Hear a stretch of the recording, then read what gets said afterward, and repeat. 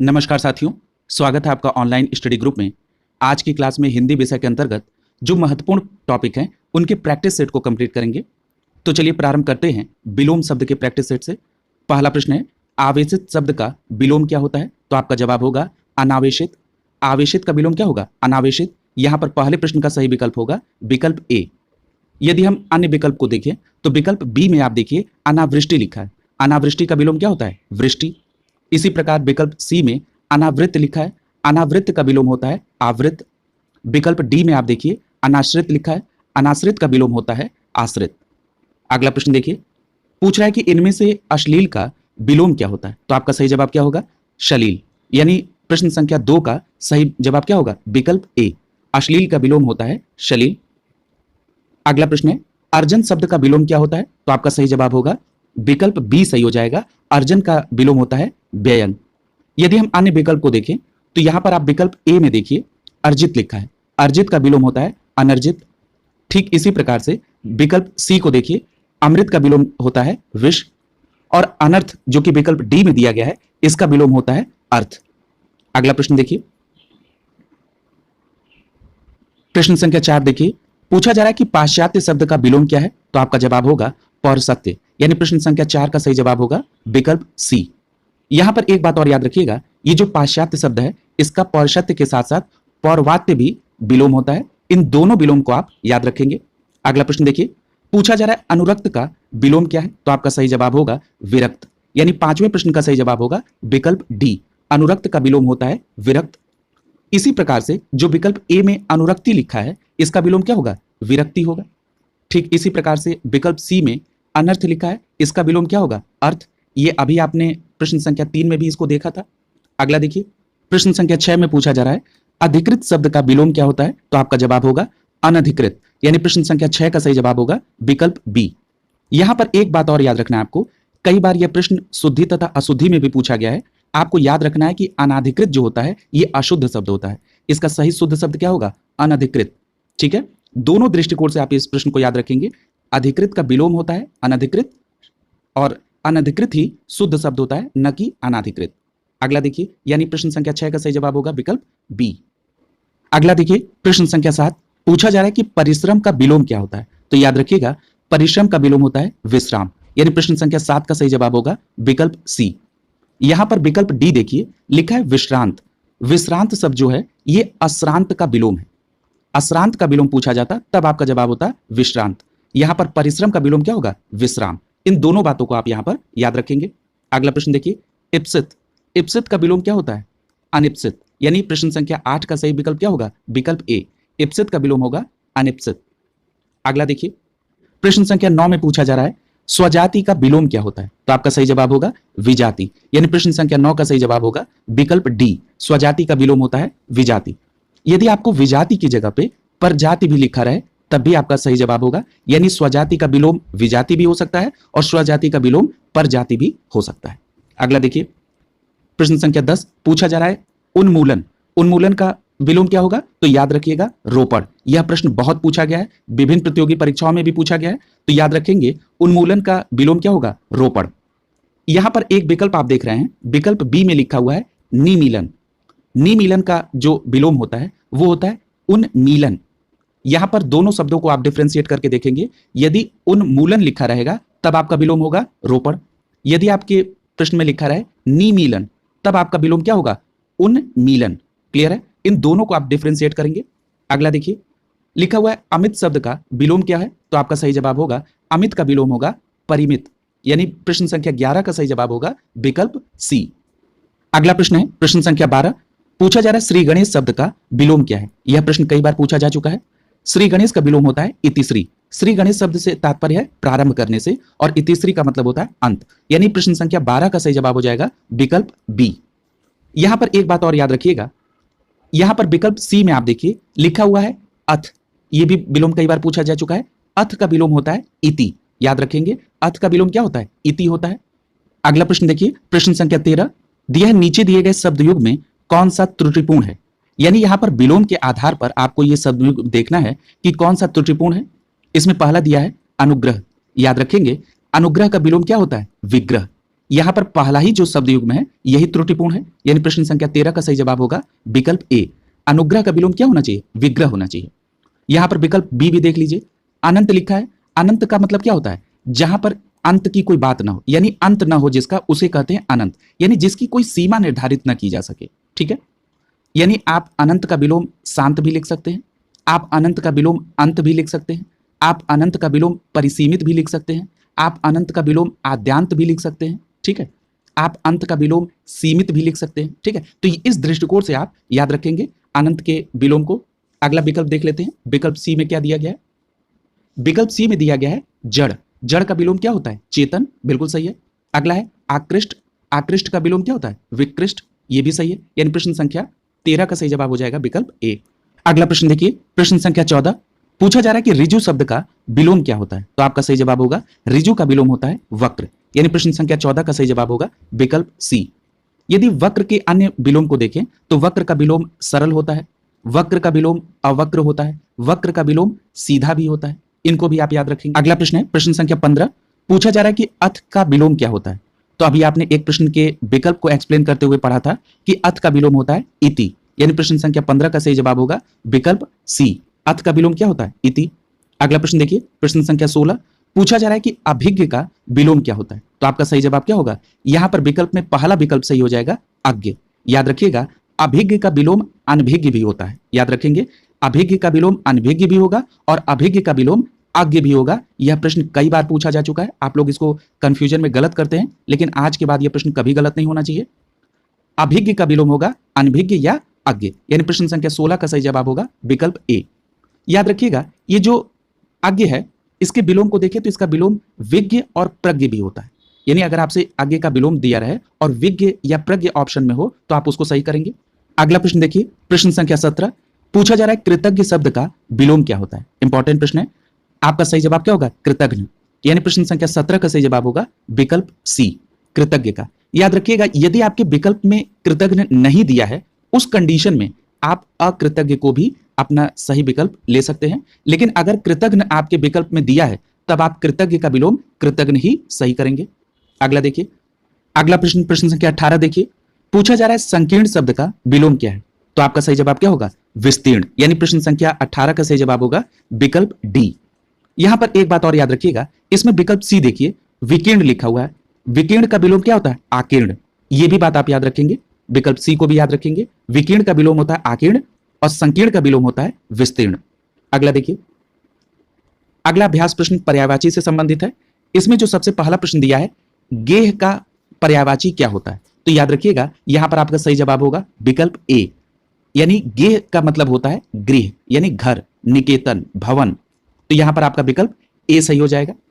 याद रखिएगा गेह के पर्यायवाची में और देख लीजिए, गेह का मतलब होता है घर, निकेतन, भवन, सदन, आगार, आयतन, आवास, निलय, धाम, गृह। जबकि जो विकल्प बी में गर्दभ लिखा हुआ है इसका मतलब होता है गधा। वहीं विकल्प सी में आप देखिए व्योम लिखा है, व्योम किसका पर्यायवाची होता है? आकाश का पर्यायवाची होता है, याद रखेंगे। अगला प्रश्न देखिए, पूछा जा रहा है वृक्ष का पर्यायवाची क्या है? तो आपका सही जवाब होगा वृक्ष किसका पर्यायवाची है? पादप का, यानी प्रश्न संख्या 2 का सही जवाब क्या होगा? विकल्प बी सही हो जाएगा यहां पर। यदि हम वृक्ष के अन्य पर्यायवाची को देखें तो वृक्ष का पर्यायवाची तरु, द्रुम, पादप, विटप, अगम, पेड़, गाछ। इसी प्रकार से जो विकल्प ए में प्रसून लिखा है यह भी प्रश्न बहुत पूछा जाता है, याद रखिएगा प्रसून फूल का पर्यायवाची होता है। इसी प्रकार विकल्प सी में किंकर लिखा हुआ है, किंकर का मतलब होता है दास, यह दास का पर्यायवाची है किंकर। इसी प्रकार विकल्प डी में देखिए हेम लिखा है, याद रखिएगा हेम सोना का पर्यायवाची होता है। अगला प्रश्न देखिए, प्रश्न संख्या 3 पूछा जा रहा है कमल का पर्यायवाची क्या है? तो आपका सही जवाब क्या होगा? तामरस, यानी प्रश्न संख्या 3 का सही जवाब होगा विकल्प ए। तामरस किसका पर्यायवाची होता है? कमल का। यदि हम कमल के अन्य पर्यायवाची को देखें तो सरोज भी कमल का पर्यायवाची होता है, जलज, अब्ज, पंकज, सतदल, अंबुज, सरसीज, नलीन, तामरस, ये सभी किसके पर्यायवाची हैं? कमल के। याद रखिएगा ये जो विकल्प सी में रसाल शब्द लिखा है, रसाल पर्यायवाची होता है आम का। इसी प्रकार विकल्प डी में जो अंबु लिखा है यह पर्यायवाची है जल का, यह भी बात आप याद रखेंगे। अगला देखिए, प्रश्न संख्या 4 में पूछा जा रहा है आग का पर्यायवाची क्या है? तो आपका सही जवाब क्या होगा? विकल्प बी सही हो जाएगा वैश्वानर। याद रखेंगे आग का पर्यायवाची वैश्वानर होता है, यदि हम आग के अन्य पर्यायवाची को देखें तो कई बार आपसे अनल भी पूछा जा चुका है। तो आग का पर्यायवाची अनल होता है, पावक होता है, वायु सखा होता है, दहन है, वैश्वानर है, कृषाणु है, हुताशन है, जात वेद है। ये सभी किसके पर्यायवाची हैं? आग के। आप विकल्प ए में देखिए, लिखा है पुंडरीक। पुंडरीक किसका पर्यायवाची है? कमल का। ठीक है, तो ये भी बात आप याद रखेंगे। अभी आपने पिछले ही प्रश्न में कमल के पर्यायवाची के तौर पर तामरस को देखा था, तो याद रखेंगे पुंडरीक भी पर्यायवाची होता है कमल का। एक बात यहां पर विकल्प सी को देखिए, सैंधव लिखा है। सैंधव शब्द का पर्यायवाची किसका होता है? घोड़ा। ठीक है, याद रखेंगे इसको भी। अगला प्रश्न देखिए, प्रश्न संख्या 5 पूछा जा रहा है चंद्रहास शब्द का पर्यायवाची क्या है? तो आपका सही जवाब क्या होगा? चंद्रहास का पर्यायवाची होता है करवाल, यानी विकल्प यहां पर डी सही हो जाएगा। याद रखिएगा, चंद्रहास का मतलब होता है तलवार। चंद्रहास का पर्यायवाची तलवार भी होता है, खड़ग भी होता है, करवाल भी होता है। असी का मतलब भी चंद्रहास या तलवार ही होता है, कृपाण भी आप कहते हैं। यदि आप विकल्प सी में मनमथ लिखा है, याद रखिएगा कामदेव का पर्यायवाची होता है मनमथ, याद रखेंगे। अगला देखिए, प्रश्न संख्या 6। प्रश्न संख्या 6 में पूछा जा रहा है आशय शब्द का पर्यायवाची क्या है? तो आपका सही जवाब क्या होगा? आशय का मतलब होता है तात्पर्य, यानी प्रश्न संख्या 6 का सही जवाब क्या होगा? विकल्प सी। याद रखिएगा, ये जो आशय शब्द है, इसके पर्यायवाची को अगर देखें तो इसका मतलब अभिप्राय, तात्पर्य, मतलब, अर्थ, सारांश। यहां पर विकल्प ए को देखिए, पूछा जा रहा है आहार। आहार का पर्यायवाची आप भोजन कर सकते हैं। अपरिहार्य का जो पर्यायवाची क्या होता है? अनिवार्य होता है, जो विकल्प डी में दिया गया है। ठीक है, इसको भी आप याद रखेंगे। अगला प्रश्न देखिए, प्रश्न संख्या 7 पूछा जा रहा है कि फल का पर्यायवाची शब्द क्या है? तो आपका सही जवाब क्या होगा? यहां पर विकल्प सी सही हो जाएगा। 7वें प्रश्न का सही जवाब होगा सी, परिणाम। ये फल फ्रूट वाला नहीं है। फल का मतलब कि जो कर्म का क्या फल मिला, ये फल है, यानी परिणाम। विकल्प सी सही हो जाएगा, जिसको आप कहते हैं कि नतीजा, अंजाम, ये फल का पर्यायवाची होगा। यहां पर विकल्प ए में देखिए फरेब लिखा है। फरेब पर्यायवाची होता है छल का। विकल्प बी में फणी लिखा है। याद रखिएगा, यह भी प्रश्न बहुत पूछा जा चुका है। फणी पर्यायवाची होता है सर्प का। इसी प्रकार विकल्प डी में देखिए फिराक लिखा हुआ है। फिराक मतलब होता है चिंता का, यानी चिंता का पर्यायवाची होता है फिराक। अगला देखिए, प्रश्न संख्या 8 पूछा जा रहा है सुंदर शब्द का पर्यायवाची क्या है? तो आपका सही जवाब क्या होगा? सुंदर का पर्यायवाची होता है चारू, यानी विकल्प ए सही हो जाएगा। यहां पर चारू का मतलब होता है सुंदर। यदि हम सुंदर के अन्य पर्यायवाची को देखें तो यहां पर रुचिर भी होगा।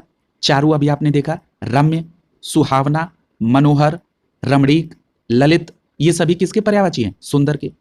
यहां पर विकल्प बी में आप देखिए केसी लिखा है। याद रखिएगा, सिंह का पर्यायवाची होता है केशी। इसी प्रकार विकल्प सी में अम्बुद लिखा है। अम्बुद किसका पर्यायवाची होता है? बादल का। विकल्प डी में देखिए पुष्कर लिखा है। पुष्कर किसका पर्यायवाची होता है? तालाब का। अगला देखिए, प्रश्न संख्या 9 देखिए, पूछा जा रहा है यमुना शब्द का पर्यायवाची है। तो आपका सही जवाब क्या होगा? अर्कजा, यानी प्रश्न संख्या 9 का सही जवाब होगा विकल्प सी। यमुना का पर्यायवाची होती है अर्कजा। यदि हम यमुना के अन्य पर्यायवाची को देखें तो सूर्य सुता, सूर्य तनया, कालिंदी बहुत पूछा जाता है। अर्कजा अभी आपने देखा, और कृष्णा भी यमुना का पर्यायवाची। यदि आप विकल्प ए को देखिए पुष्कर, तो पुष्कर का पर्यायवाची क्या होता है? तालाब। इसी प्रकार से आप विकल्प बी को देखिए क्लेश। क्लेश का पर्यायवाची क्या होता है? कष्ट। इसी प्रकार से विकल्प डी को देखिए तरंगिणी। तरंगिणी किसका पर्यायवाची है? नदी का। यह भी बहुत पूछा जाता है। अगला प्रश्न देखिए, प्रश्न संख्या 10 पूछा जा रहा है शशांक शब्द का पर्यायवाची क्या है? तो आपका सही जवाब क्या होगा? शशांक किसका पर्यायवाची? चंद्रमा का, यानी प्रश्न संख्या 10 का सही जवाब होगा विकल्प सी। यदि हम चंद्रमा के पर्यायवाची में शशांक के अलावा देखें तो चंद्रमा का पर्यायवाची चांद है, चंद्र है, शशि है, निशाकर है, कलानाथ है, सोम है, विधु है, छपाकर, मृगलांछन, सुधाकर, सुधांशु, हिमांशु, द्विजराज, राकेश, मृगांक, इंदु, राकापति, रजनीपति, निशानाथ, तारकेश्वर, ये सभी किसके पर्यायवाची हैं? चंद्रमा के। याद रखेंगे, चंद्रमा पर्यायवाची के दृष्टिकोण से बहुत इंपॉर्टेंट प्रश्न बनता है। अगला देखिए, अगला प्रश्न 11 पूछा जा रहा है कि विडौला शब्द का पर्यायवाची क्या है? तो आपका सही जवाब क्या होगा? इंद्र का। विडौला किसका पर्यायवाची? इंद्र का, यानी यहां पर विकल्प सी सही हो जाएगा। विडौला के अतिरिक्त इंद्र के पर्यायवाची को देखें तो इंद्र के पर्यायवाची में कौशिक, देवराज, जिष्णु, पुरहुत, वज्रधर, शक्र, पुरंदर, मधवा, सचिपति, सुरपति, ये सभी किसके पर्यायवाची हैं? इंद्र के। याद रखेंगे। अगला प्रश्न है प्रश्न संख्या 12 पूछा जा रहा है कि मार शब्द पर्यायवाची है, किसका है? तो यहां पर विकल्प आपका डी सही हो जाएगा, अनंग का। याद रखिएगा, ये जो मार या अनंग है ये कामदेव के पर्यायवाची होते हैं। ठीक है, यानी प्रश्न संख्या 12 का विकल्प क्या होगा, डी सही हो जाएगा। यदि हम कामदेव के अन्य पर्यायवाची को देखें तो मार हो गया, स्मर हो गया, मदन हो गया, केतन हो गया, अनंग है, मनमथ है, मनसीज है, मनोभाव है, रतिपति है, मनोज भी कामदेव के पर्यायवाची, मयन, कुसुमसर, मकर ध्वज, ये सभी किसके पर्यायवाची हैं, कामदेव के। अगला प्रश्न देखिए, प्रश्न संख्या 13, पूछा जा रहा है इनमें से एक रात शब्द का पर्यायवाची है, तो आपका सही जवाब क्या होगा, तमिस्त्रा, यानी प्रश्न संख्या 13 का सही जवाब होगा विकल्प डी। जो अन्य विकल्प दिए गए हैं जैसे रत्नगर्भा, अचला या धरित्री, ये सभी पृथ्वी के पर्यायवाची हैं, ये भी बात आप याद रखेंगे। अगला प्रश्न देखिए, प्रश्न संख्या 14, पूछ रहा है मृगेंद्र शब्द का पर्यायवाची है, तो आपका सही जवाब क्या होगा, यहां पर विकल्प बी देखिए, केसरी। मृगेंद्र का पर्यायवाची क्या है, केसरी, यानी विकल्प बी सही हो जाएगा 14वें प्रश्न का। याद रखिएगा, ये जो केसरी है, मृगेंद्र है, नाहर है, मृगराज है, शार्दुल है, ये सभी किसके पर्यायवाची हैं, सिंह के पर्यायवाची होते हैं, याद रखेंगे इसको। इसी प्रकार जो विकल्प ए में कुरंग लिखा है, कुरंग किसका पर्यायवाची होता है, हिरण का। विकल्प सी को देखिए, लिखा है भुजंग, भुजंग किसका पर्यायवाची है, सांप का। विकल्प डी में तुरंग लिखा है, तुरंग किसका पर्यायवाची है, घोड़ा का, याद रखेंगे। अगला देखिए, प्रश्न संख्या 15, पूछ रहा है सट पद, ये किसका पर्यायवाची होता है, तो आपका सही जवाब क्या होगा, विकल्प बी, यानी भ्रमर का पर्यायवाची होता है षटपद। भ्रमर के अन्य पर्यायवाची को देखिए, मधुकर, षटपद, जो अभी आपने विकल्प में देखा, अली, याद रखिएगा, अली जो है ये भी किसका, भ्रमर का है। भृंग, मधुराज, मधुभच्छी, ये सभी किसके पर्यायवाची हैं, भ्रमर के। अगला प्रश्न देखिए, प्रश्न संख्या 16 है, पूछा जा रहा है इनमें से एक शब्द मछली का पर्यायवाची नहीं है। जहां पर नहीं लिखा हो, जरा वहां पर बिल्कुल अलर्ट होकर आप सही करेंगे, क्योंकि ये प्रश्न इस तरह के गलत हो जाते हैं। देखिए, पूछ रहा है मछली का पर्यायवाची नहीं है, तो यहां पर विकल्प डी सही हो जाएगा। ये जो जलोधरी है, ये मछली का पर्यायवाची नहीं होता है, जबकि मत्स्य, मीन, शफरी, ये सभी किसके, मछली के पर्यायवाची होते हैं। इसके अतिरिक्त अगर देखें तो याद रखिएगा, झस, ये भी मछली का ही पर्यायवाची है। अगर जलतोरी लिखा है तब भी ये मछली का पर्यायवाची है। जल जीवन लिखा है, ये भी मछली का पर्यायवाची है, याद रखेंगे। और मत्स्य, मीन और शफरी, ये सभी मछली के ही पर्यायवाची होते हैं। अगला देखिए, प्रश्न संख्या 17, पूछा जा रहा है इनमें से लहर शब्द का पर्यायवाची शब्द नहीं है, तो यहां पर आप विकल्प बी देखिए, ये जो दुकुल लिखा है ये लहर का पर्यायवाची नहीं होता है, जबकि विची, तरंग, हिलोर, ये सभी किसके पर्यायवाची हैं, विलोम के। यानी 17 प्रश्न का सही जवाब क्या होगा, विकल्प बी सही हो जाएगा। याद रखिएगा, उर्मी भी लहर का पर्यायवाची होता है, यानी आप तरंग, विची, हिलोर के साथ साथ उर्मी को भी याद रखेंगे, उर्मी भी लहर का पर्यायवाची होते हैं, ठीक है। याद रखिएगा, ये जो विकल्प बी आपका गलत हुआ है, ये लहर का पर्यायवाची नहीं है, दुकुल, तो ये किसका पर्यायवाची है, तो याद रखिएगा ये वस्त्र का पर्यायवाची है। याद रखेंगे, दुकुल का मतलब क्या होता है, वस्त्र। अगला देखिए, प्रश्न संख्या 18, पूछा जा रहा है इनमें से एक शब्द देवता का पर्याय है, तो आपका सही जवाब क्या होगा, विबुध, यानी विकल्प बी यहां पर सही हो जाएगा। 18 का देवता का पर्यायवाची क्या होता है, विबुध। यदि हम देवता के अन्य पर्यायवाची को देखें तो याद रखिएगा, देवता का मतलब देव, अमर, सुर, निर्जर, त्रिदश, अमर्त्य, अजर, ये सभी किसके पर्यायवाची हैं, देवता के। याद रखेंगे, यहां से भी प्रश्न पूछे जाते हैं। अगला है बगीचा। बगीचा शब्द का पर्यायवाची क्या है, तो यहां पर आपका विकल्प सी सही हो जाएगा, आराम। 19 प्रश्न का सही जवाब होगा विकल्प सी। यदि आप बगीचा के अन्य पर्यायवाची को देखें तो आराम आपने देख लिया, वाटिका, उपवन, उद्यान, बाग, फुलवारी, निकुंज, ये सभी किसके पर्यायवाची हैं, बगीचे के। अगला प्रश्न देखिए, प्रश्न संख्या 20, दिया है निम्नलिखित में से कौन सा शब्द समुद्र का पर्यायवाची नहीं है, तो याद रखिएगा यहां पर विकल्प बी सही हो जाएगा, जलद। आप सभी को पता है कि जलद किसका पर्यायवाची है, बादल का, यानी यहां पर विकल्प बी सही हो जाएगा। जो शेष अन्य विकल्प हैं जैसे पयोधी हो गया, जलधि है, वारिध है, ये सभी किसके पर्यायवाची है, समुद्र के। यदि हम समुद्र के अन्य पर्यायवाची को देखें तो पयोधी, जलधि, वारिधि, ये आपने विकल्प में देख लिए। इसके अलावा उदधि, सिंधु, पयोनिधि, नीर निधि, अवधि, जलधाम, वारिश, अरडव, रत्नाकर, पारावार, ये सभी किसके पर्यायवाची हैं, समुद्र के। याद रखेंगे। अगला देखिए, अगला जो अभ्यास प्रश्न है ये वाक्यांशों के लिए एक शब्द से संबंधित है। यह पहला प्रश्न है, पूछा जा रहा है जिसका शत्रु पैदा न हुआ हो, इसके लिए एक शब्द क्या होगा, तो आपका जवाब होगा अजात शत्रु। यानी प्रश्न संख्या 1 का सही जवाब क्या होगा, विकल्प डी सही हो जाएगा। अजात शत्रु जो का अर्थ होता है जिसका शत्रु पैदा न हुआ हो। यहां पर जो अन्य विकल्प हैं, जैसे पहला विकल्प देखिए, लिखा है शत्रुहीन।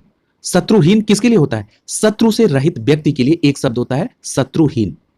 इसी प्रकार से विकल्प बी देखिए, लिखा है अशत्रु, यानी अशत्रु का मतलब क्या है? जो शत्रु न हो उसके लिए एक शब्द क्या होता है? अशत्रु। विकल्प सी देखिए, लिखा है निशत्रु। निशत्रु का भी किसके लिए प्रयोग होता है? शत्रु से रहित व्यक्ति के लिए। यानी आप याद रखेंगे, शत्रु से रहित व्यक्ति के लिए एक शब्द शत्रुहीन भी हो सकता है और शत्रु से रहित व्यक्ति के लिए निशत्रु भी हो सकता है। और अजात शत्रु आपने देख ही लिया, जिसका शत्रु पैदा न हुआ हो। अगला देखिए, प्रश्न संख्या 2, लिखा है जिसका उपचार न हो सके। तो आपका सही जवाब क्या होगा? असाध्य। यानी यहां पर विकल्प बी सही होगा। जिसका उपचार न हो सके उसका मतलब होता है असाध्य, यानी जिसको साधा न जा सके। यहां पर जरा अन्य विकल्प को भी देख लीजिए। विकल्प ए में लिखा है दुःसहाय। याद रखिएगा, जिसकी सहायता कठिनाई से की जा सके उसके लिए एक शब्द होता है दुःसहाय, यानी सहायता की जा सके लेकिन कठिनाई से, यानी जिसकी सहायता कठिनाई से हो सके उसको कहते हैं दुःसहाय। यहां पर विकल्प बी अभी आपने असाध्य देख लिया, यानी जिसका उपचार न हो सके उसको कहते हैं असाध्य। यहां पर विकल्प सी देखिए, लिखा है श्रम साध्य। श्रम साध्य का मतलब क्या होता है? किसका एक शब्द है? जिसका उपचार श्रम से हो, यानी जिसका उपचार श्रम से हो उसके लिए एक शब्द क्या होगा? श्रम साध्य। अगला विकल्प देखिए, लिखा है साधनहीन। साधनहीन किसका एक शब्द हो सकता है? साधन से रहित, यानी साधन से रहित के लिए एक शब्द क्या होगा? साधनहीन। अगला प्रश्न देखिए, पूछा जा रहा है कि मोक्ष की कामना करने वाले के लिए एक शब्द क्या होगा? तो आपका सही जवाब क्या होगा? मुमुक्षु। यानी यहां पर विकल्प सी सही हो जाएगा। मुमुक्षु का मतलब होता है मोक्ष की कामना करने वाला। ठीक है, यहां पर आप वर्तनी के लिहाज से भी देखेंगे, मुमुक्षु आपका यहां पर विकल्प सी सही है। अगला प्रश्न देखिए, प्रश्न संख्या 4, पूछा जा रहा है वीर पुत्र को जन्म देने वाली के लिए क्या एक शब्द होगा? तो आपका सही जवाब क्या होगा? वीर प्रसू। यानी यहां पर विकल्प चौथे प्रश्न का सी सही हो जाएगा। वीर प्रसू कहा जाता है वीर पुत्र को जन्म देने वाली को। यदि हम अन्य विकल्प को देखें तो यहां पर आप देखिए, विकल्प ए में वीरांगना लिखा है। वीरांगना किसके लिए होता है? वीर स्त्री के लिए एक शब्द होता है वीरांगना। अगला विकल्प देखिए, विकल्प बी में लिखा है पुत्रवती। पुत्रवती का मतलब क्या होता है? पुत्र को जन्म देने वाली के लिए एक शब्द होता है पुत्रवती, यानी वीर पुत्र को जो जन्म देगा उसको वीर प्रसू कहेंगे। लेकिन अगर आपको दिया रहे पुत्र को जन्म देने वाली, तब आपका जवाब क्या होगा? पुत्रवती। विकल्प डी देख लीजिए, पूछ रहा है कि वीर बहुरी किसे कहा जाता है? यानी जो वीर बहु हो उसके लिए एक शब्द होता है वीर बहुरी। अगला प्रश्न देखिए, प्रश्न संख्या 5, पूछा जा रहा है कि शक्तिशाली, दयालु, शांत, धीर, योद्धा, नायक के लिए एक शब्द क्या है? तो आपका सही जवाब क्या होगा? धीरोदात्त। क्या शब्द होगा? धीरोदात्त। यानी यहां पर पांचवें प्रश्न का सही जवाब क्या होगा? विकल्प सी सही हो जाएगा। यहां पर जरा अन्य विकल्प को भी देख लीजिए। पहला विकल्प दिया है धीर ललित। धीर ललित किसका शब्द होता है? यानी सूरवीर किंतु ललित कलाओं का प्रेमी नायक हो उसके लिए एक शब्द होता है धीर ललित। इसी प्रकार विकल्प बी को देखिए, लिखा है धीरोधत्त। धीरोधत्त किसका एक शब्द होता है? सूरवीर किंतु अभिमानी नायक के लिए एक शब्द होता है धीरोधत्त। याद रखेंगे। और अभी आपने धीरोदात्त के लिए अभी आपने देखा शक्तिशाली, दयालु, शांत, धीर और योद्धा नायक के लिए धीरोदात्त शब्द का प्रयोग होता है। इंपॉर्टेंट है, इसको याद रखेंगे। अगला प्रश्न देखिए, प्रश्न संख्या 6, लिखा है जो प्रमाण से सिद्ध न हो सके। तो इसका सही जवाब क्या होगा? अप्रमेय। यानी प्रश्न संख्या 6 का सही जवाब होगा विकल्प बी, यानी जो प्रमाण से सिद्ध न हो सके उसको क्या कहेंगे? अप्रमेय। जरा अन्य विकल्पों को भी देखिए। लिखा है, सबसे पहला विकल्प है अप्रमाणित। अप्रमाणित किसके लिए एक शब्द होगा? जिसे प्रमाणों से सिद्ध न किया गया हो उसको कहेंगे अप्रमाणित। जरा दोनों सेंटेंस को ध्यान में रखिएगा।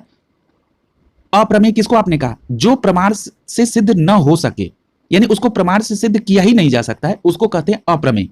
और जो प्रमाणों से सिद्ध न किया गया हो उसको कहेंगे अप्रमाणित।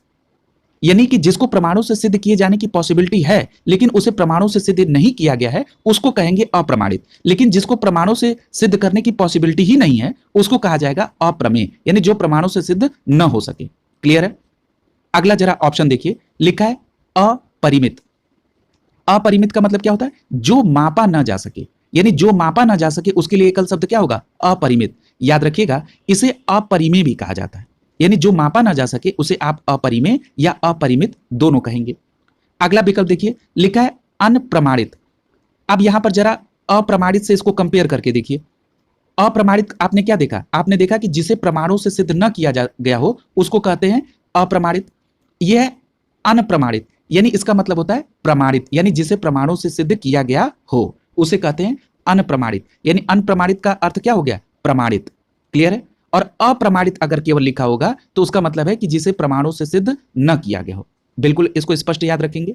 अगला प्रश्न देखिए, प्रश्न संख्या 7 पूछा जा रहा है कि वह नायिका जो अपने पति के परदेश में होने के कारण दुखी हो, उसके लिए एक शब्द क्या होगा? तो याद रखिएगा उसे वियोगिनी कहा जाता है। यानी प्रश्न संख्या 7 का सही जवाब होगा विकल्प बी। याद रखिएगा वियोगिनी के अलावा आप विरहिणी भी कहेंगे उस नायिका को जो अपने पति के परदेश में जाने के कारण दुखी हो। अगला विकल्प देख लीजिए, यहां पर पहले विकल्प में लिखा है प्रोषित पतिका। याद रखिएगा जिस स्त्री का पति विदेश चला गया हो उसको कहते हैं प्रोषित पतिका। अगला विकल्प विकल्प सी देखिए, लिखा है विरह विदग्धा। इसका मतलब क्या है? विरह यानी दुख से जलने वाली स्त्री को कहते हैं विरह विदग्धा। अगला विकल्प देखिए, लिखा है खंडिता। खंडिता का मतलब क्या होता है? वह स्त्री जिसका पति रात में दूसरी स्त्री के पास रहकर प्रातः आया हो उसे कहते हैं खंडिता। अगला देखिए, अगला प्रश्न है पूछा जा रहा है कि वन में लगने वाली आग के लिए एक शब्द क्या होगा? तो आपका सही जवाब होगा वन में लगने वाली आग के लिए कहते हैं दावाग्नि। यानी विकल्प यहां पर बी सही हो जाएगा। यानी प्रश्न संख्या 8 का सही जवाब होगा विकल्प बी। दावाग्नि कहते हैं वन में लगने वाली आग को। यह बहुत इंपॉर्टेंट प्रश्न है, जरा इसके अन्य विकल्प को भी देख लीजिए। यहां पर विकल्प ए में लिखा है बड़वाग्नि। बड़वाग्नि किसको कहते हैं? जब समुद्र, बड़वा शब्द का अर्थ होता है समुद्र, यानी समुद्र में लगने वाली आग के लिए कहा जाता है बड़वाग्नि। याद रखेंगे। दावाग्नि अभी आपने देखा वन में लगने वाली आग को। विकल्प सी देखिए, लिखा है विरहाग्नि। विरहाग्नि किसे कहा जाता है? यानी विरह की जो आग होती है उसके लिए एक शब्द होता है विरहाग्नि। जरा विकल्प डी को देखिए, यह भी बहुत पूछा जाता है। लिखा है जठराग्नि। याद रखिएगा पेट की आग को कहा जाता है जठराग्नि। यहां पर आपने सभी विकल्प को देख लिया और यहां पर प्रश्न संख्या 8 का सही जवाब क्या होगा? विकल्प बी। अगला देखिए, प्रश्न संख्या 9 देखिए, पूछा जा रहा है पति युक्ता स्त्री के लिए एक शब्द क्या है? तो आपका जवाब होगा सधवा। यानी प्रश्न संख्या 9 का सही जवाब क्या होगा? विकल्प सी सही हो जाएगा। पति युक्त स्त्री को कहेंगे सधवा। यानी यहां पर विकल्प सी। और जिसके पति न हो उसको क्या कहते हैं? विधवा। याद रखेंगे। अगला प्रश्न संख्या 10 पूछा जा रहा है झगड़ा लगाने वाला मनुष्य, इसके लिए एक शब्द क्या है? तो आपका सही जवाब होगा नारद। यानी प्रश्न संख्या 10 का सही जवाब होगा विकल्प डी। ठीक है, यानी झगड़ा लगाने वाले मनुष्य को क्या कहते हैं? नारद। यहां पे जरा अन्य विकल्प को देखिए, विकल्प बी में लिखा हुआ है शकुनी। यानी चाल चलने वाले को क्या कहते हैं? शकुनी। विकल्प सी देखिए, लिखा है विभीषण। विभीषण का मतलब क्या है? रहस्य या भेद बताने वाले को विभीषण कहा जाता है। याद रखेंगे। अगला प्रश्न देखिए, पूछा जा रहा है कि महल के भीतर के भाग को क्या कहते हैं? एक शब्द में, तो याद रखिएगा अंतःपुर। यानी महल के भीतर के भाग को क्या कहते हैं? अंतःपुर। यानी प्रश्न संख्या 11 का सही जवाब होगा विकल्प सी। अगला प्रश्न देखिए, प्रश्न संख्या 12 पूछा जा रहा है कि जिसका जन्म छोटी जात या निचले वर्ण में हुआ हो उसके लिए एक शब्द क्या है? तो आपका सही जवाब होगा विकल्प सी अंत्यज। यानी यहां 12वें प्रश्न का सही जवाब होगा विकल्प सी। जरा अन्य विकल्प को देखिए, यहां पर विकल्प ए में देखा है अंडज। याद रखिएगा जो अंडे से जन्म लेता हो उसे अंडज कहा जाता है। जैसे छिपकली, इसका बच्चा कैसे जन्म लेता है? अंडे से, तो आप इसको कहेंगे अंडज। क्लियर है। विकल्प बी को देखिए, लिखा है शूद्र। 4 वर्ण होते हैं, ब्राह्मण, क्षत्रिय, वैश्य और शूद्र। जो सबसे निचला जो वर्ण होता है उसको कहा जाता है शूद्र। अगला देखिए, अगला विकल्प सी देखिए, लिखा है अंत्यज। ये अभी आपने देख लिया, जिसका जन्म छोटी जात में हो।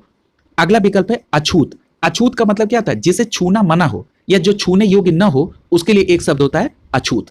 अगला देखिए, प्रश्न संख्या 13 पूछा जा रहा है कि इंद्रियों को जीत लिया हो जिसने, उसको क्या कहते हैं? तो याद रखिएगा उसके लिए एक शब्द होता है जितेंद्रिय। जिसने अपनी इंद्रियों को जीत लिया हो उसको क्या कहते हैं? जितेंद्रिय। ठीक है, यानी यहां पर विकल्प बी सही हो जाएगा। अगला देखिए, अगला प्रश्न देखिए, प्रश्न संख्या 14 पूछ रहा है कि जिसका इलाज न हो सके। यह प्रश्न अभी आपने पढ़ा भी है एक प्रश्न के एक्सप्लेनेशन में। उसको कहते हैं असाध्य। यानी जिसे साधा न जा सके, जिसका इलाज न हो सके उसे कहते हैं असाध्य। यानी प्रश्न संख्या 14 का सही जवाब क्या होगा? विकल्प ए सही हो जाएगा, असाध्य। जरा अन्य विकल्प को भी देखिए, विकल्प बी देखिए, लिखा है दुःसाध्य। यानी जिसे कठिनाई से साधा जा सके उसे कहते हैं दुःसाध्य। जरा विकल्प सी को देखिए, लिखा है साधनहीन। साधनहीन का मतलब जिसके पास साधन न हो उसके लिए एक शब्द होगा साधनहीन। अगला विकल्प डी देखिए, लिखा है श्रम साध्य। श्रम साध्य का मतलब क्या है? श्रम द्वारा साधा गया हो उसे कहते हैं श्रम साध्य। अगला देखिए, प्रश्न संख्या 15 लिखा है जिसे जीता न जा सके। उसके लिए एक शब्द क्या है? जिसे जीता ना जा सके वो होता है अजेय। ठीक है, जिसे जीता ना जा सके अजय, यानी प्रश्न संख्या 15 का सही जवाब क्या होगा? विकल्प ए सही हो जाएगा। जरा अन्य विकल्प को भी देखिए। विकल्प बी में लिखा है अज्ञेय। अज्ञेय का मतलब जिसे जाना न जा सके, उसको क्या कहेंगे? अज्ञेय। अगला देखिए विकल्प सी। विकल्प सी में लिखा है अपराजय। अपराजय का मतलब जिसे पराजित न किया जा सके, ठीक है, उसको क्या कहेंगे? अपराजय। अगला देखिए विकल्प डी लिखा है दुर्जेय। दुर्जेय का मतलब जिसे कठिनाई से जीता जा सके उसे कहते हैं दुर्जेय।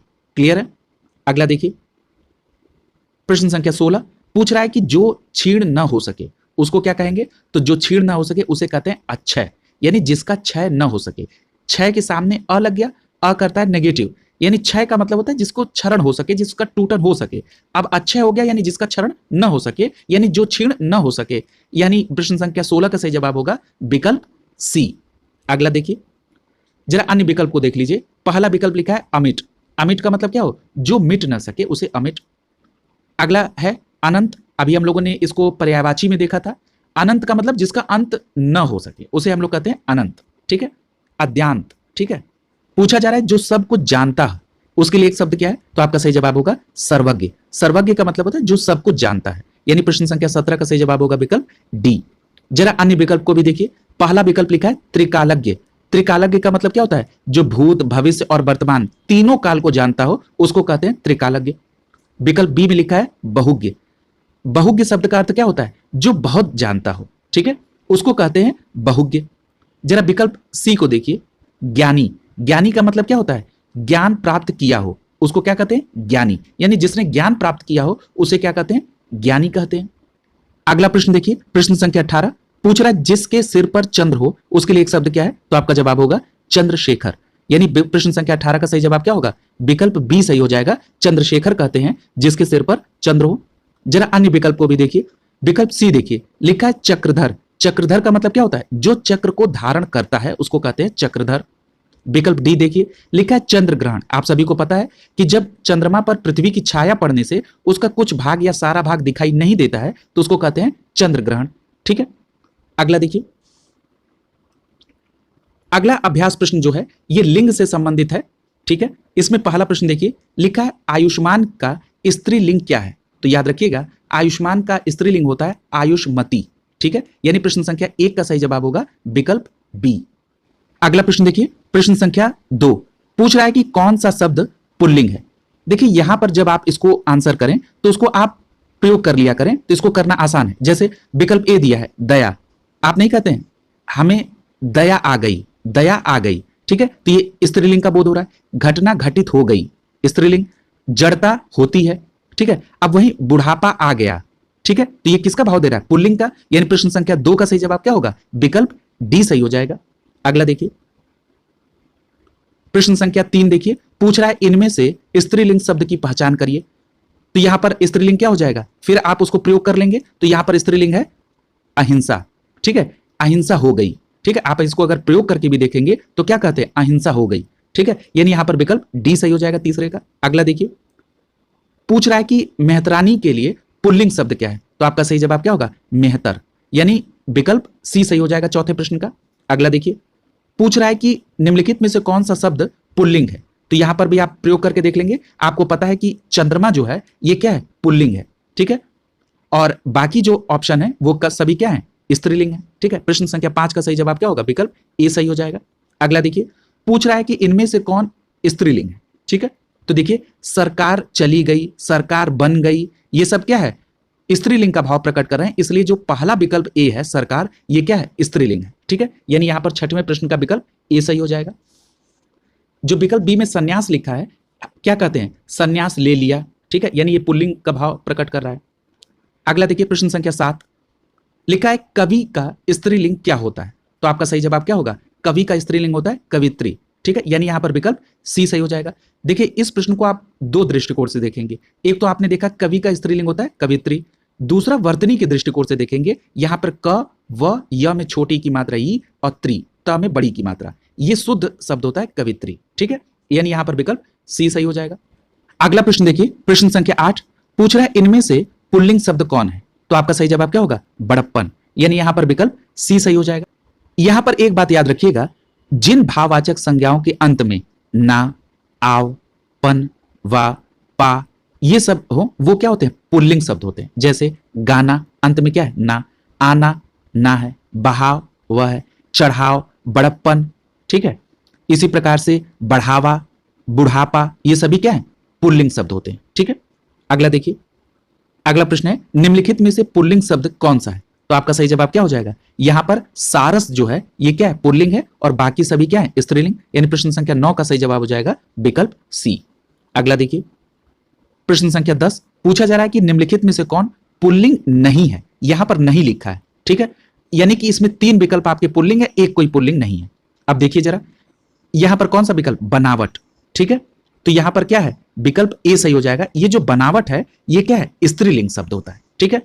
और बाकी छाता, सूर्य और अमरूद ये सभी क्या है? पुल्लिंग में आएंगे, ठीक है। यहां पर बनावट जो है ये क्या है? स्त्रीलिंग है। प्रश्न संख्या 10 का सही जवाब होगा विकल्प ए। अगला देखिए, पूछ रहा है कि निम्नलिखित में से पुल्लिंग शब्द कौन सा है, ठीक है। अब यहां पर देखिए पहला क्या दिया है? मजा।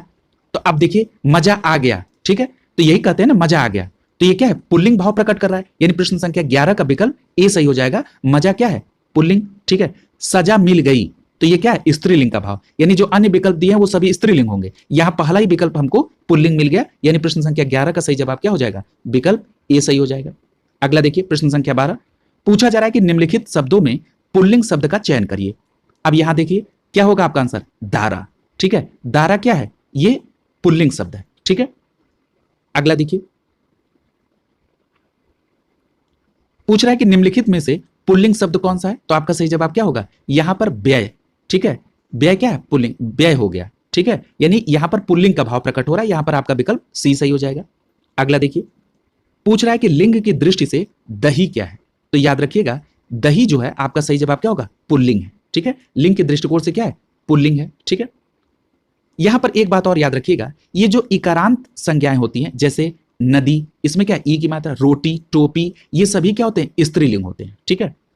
वही अपवाद स्वरूप जो है जैसे घी हो गया, मोती हो गया, दही जो आपसे पूछा गया था, ये क्या है? पुल्लिंग है, ठीक है। तो ये बात आप याद रखेंगे कि जो भी इकारांत संज्ञाएं होती हैं वो स्त्रीलिंग होती हैं, जैसे नदी, रोटी, टोपी। लेकिन कुछ अपवाद है जैसे घी, मोती, दही, ये सब क्या है? पुल्लिंग। और ज्यादातर आप देखेंगे कि विलोम जब पूछे जाते हैं तो वो सीधे अपवाद से पूछे जाते हैं। तो यदि आपने अपवाद वाले प्रश्नों को टारगेट कर लिया तो आपके ये प्रश्न गलत नहीं होंगे, ठीक है। अगला देखिए, पूछ रहा है निम्नलिखित में से पुल्लिंग शब्द नहीं है। तो पुल्लिंग शब्द नहीं है, कौन सा नहीं है? तो आप याद रखिए नकल। नकल जो है, नकल हो रही है, ठीक है। अगर आप इसको प्रयोग में भी लेंगे तो आप सीधे पकड़ लेंगे कि ये स्त्रीलिंग शब्द है, नकल हो रही है, ठीक है। यानी यहां पर विकल्प सी सही हो जाएगा। अगला देखिए, पूछ रहा है निम्नलिखित शब्दों में से पुल्लिंग शब्द का चयन करिए। अब यहां पर देखिए पहला शब्द क्या लिखा है? सूची पत्र, ठीक है। ये सूची पत्र है, ठीक है। तो ये क्या है? पुल्लिंग का भाव। यानी यहां पर 16 का सही जवाब क्या होगा? विकल्प ए सही हो जाएगा। सूची पत्र पुल्लिंग होता है।